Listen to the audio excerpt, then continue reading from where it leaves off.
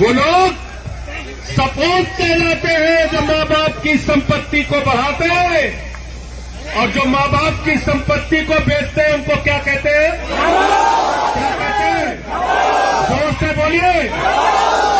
तो एक कपूत सरकार देश के अंदर चल रही है, आपकी संपत्तियों को बेचने का काम कर रही है। आप इसमें लिखिए, हम सरकारी कंपनियों का निजीकरण नहीं होने देंगे। और एक चीज और याद रखना, ये आरक्षण की व्यवस्था अगर सरकारी विभाग ही नहीं रहेगा तो खत्म हो जाएगी अपने आप। फिर कहाँ रहेगी आरक्षण की व्यवस्था? अपने आप खत्म हो जाएगी। और अब तो सवर्णों को भी लड़ना पड़ेगा, क्योंकि तुम्हारा भी आरक्षण हो गया। इसलिए अभी अगला पिछड़ा मत करना सब लोग। मोदी जी ने सवर्णों के लिए ईडब्ल्यूएस का जो आरक्षण किया है वो भी खत्म कर देंगे अगर इसको अडानी को बेच दिया। एयरपोर्ट को बेच दिया, अडानी को बेच दिया। कहते हैं भारत माता की जय, हम भारत की रेलवे बेचेंगे। कहते हैं भारत माता की जय, हम कोल इंडिया बेचेंगे। अरे बेईमानो, भारत माता की जय भारत की संपत्ति बढ़ाने से होगी, बेचने से नहीं होगी। बेचने से नहीं होगी।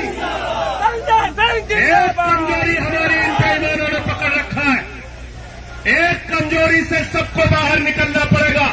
कर्मचारी हो, मजदूर हो, किसान हो, नौजवान हो, व्यापारी हो, माताएं बहनें हो, जाति धर्म की कमजोरी से बाहर निकलिए और अपने मुद्दों की लड़ाई लड़िए।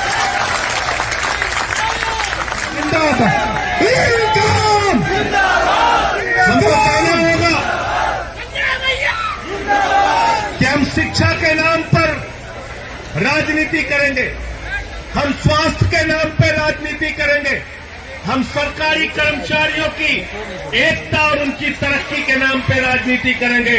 बताओ, हिंदुस्तान में कौन सी संस्था है जहां पे 400 लोग सालाना मार दिए जाते हैं और सरकार उनको पूछती नहीं? इसकी लड़ाई सिर्फ आज जंतर मंतर पे नहीं होगी, इसकी लड़ाई पंजाब भैया जिंदाबाद, पंजाब भैया जिंदाबाद। इसकी लड़ाई जब संसद का सत्र चले तो उस समय आप लोग आइए। नवंबर महीने में शुरू होता है संसद का सत्र। इसी सदस्य जंतर मंतर पे पूरे देश के 4 लाख ट्रैक मेंटेनर को इकट्ठा कर लीजिए। पूरी सरकार आपके सामने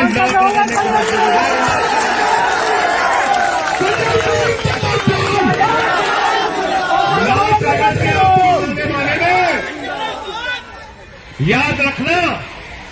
और मैं तो विपक्ष में हूं, एक ही वादा आपसे करके जा रहा हूं, लाठी खाओगे लाठी खाऊंगा, जेल जाओगे जेल जाऊंगा। पार्लियामेंट में आपकी आवाज उठाने,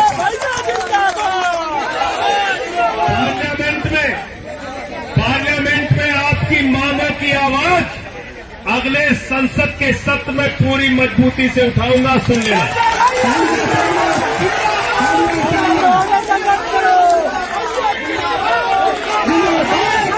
कोई ऐसा मुद्दा नहीं बचा जिसके मामले को लेकर मैंने पार्लियामेंट में आवाज पूरी मजबूती से आम आदमी पार्टी के सांसद के तौर पे मैंने देश की संसद में आपकी आवाज उठाने का काम किया।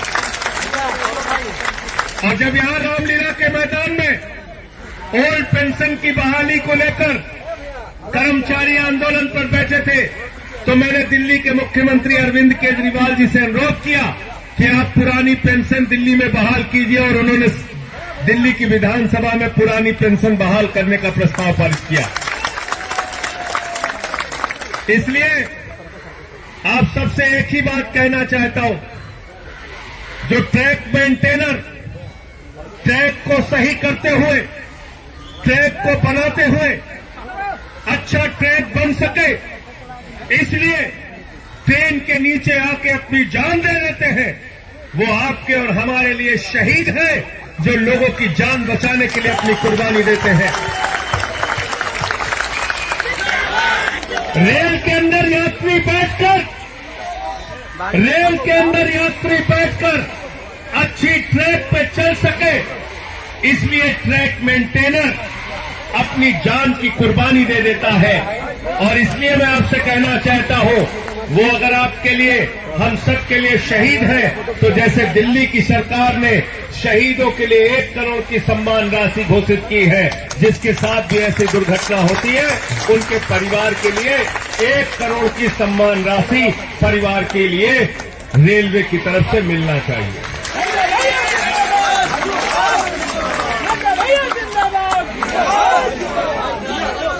प्रमोशन की जहां तक बात है,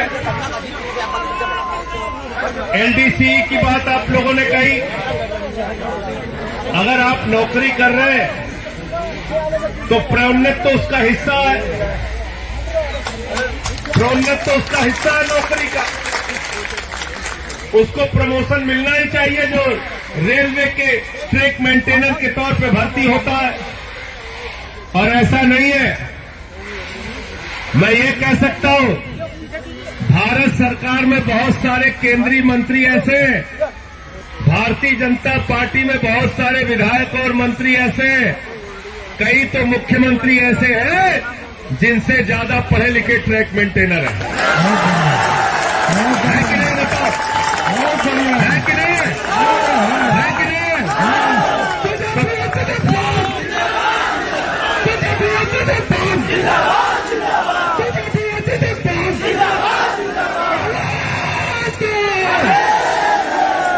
तो एक चीज बताओ, तुम 8वीं पास करके देश चला सकते हो और ये एमए पास करके प्रमोशन नहीं ले सकते हैं? कैसी बात है भाई? कैसी बात है? तुम 8वीं 10वीं पास करके अंगूठा टेक होकर भी देश चला सकते हो, मंत्री बन सकते हो, मुख्यमंत्री बन सकते हो, केंद्र सरकार में मंत्री बन सकते हो। अरे ये तो पढ़े लिखे लोग हैं, इनको भी प्रमोशन मिलना ही। और इसलिए एक बात मैं जरूर कहना चाहूंगा, एक अंतिम बात आपसे जरूर कहना चाहूंगा।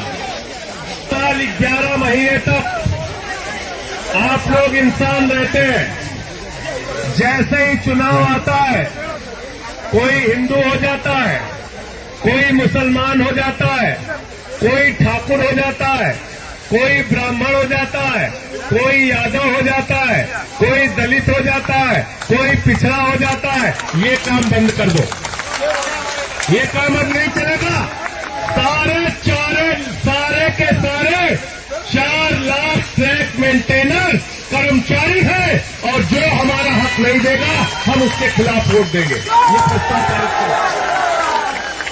तब डरेंगे तुमसे, तब डरेंगे। इन बेईमानों को मैं अच्छी तरीके से जानता हूं। अगर ये जान जाए कि 4 लाख परिवार हमारे खिलाफ वोट देने के लिए तैयार हो रहा है, तो याद रखना फिर कोई भी सरकार आपकी मांगे मानेगी और मानेगी, उससे कम में गुजारा नहीं होगा। तो इसलिए साथियों और दोस्तों, आज अंत में एक ही बात कह के अपनी बात को समाप्त करूंगा।